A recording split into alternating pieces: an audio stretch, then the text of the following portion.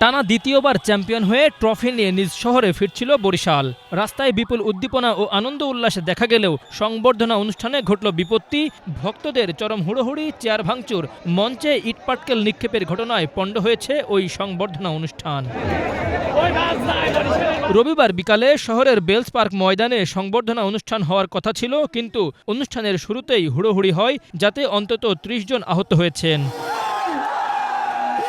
এর আগে দুপুর 12:30টায় বিমানযোগে বরিশাল এয়ারপোর্টে পৌঁছায় টানা দুইবারের শিরোপাজয়ী ফরচুন বরিশাল টিম। সেখানে সংবর্ধনা দিয়ে সড়কপথে কাউনিয়া বিসিক শিল্পনগরীতে নিয়ে আসা হয় তাদের। এতে বরিশালের বিভাগীয় কমিশনার রায়হান কাউসার, রেঞ্জ ডিআইজি, জেলা প্রশাসক সহ ঊর্ধ্বতন কর্মকর্তারা অংশগ্রহণ করেন।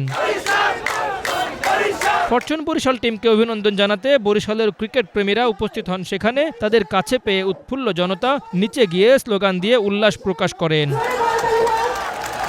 Bangla vision news desk.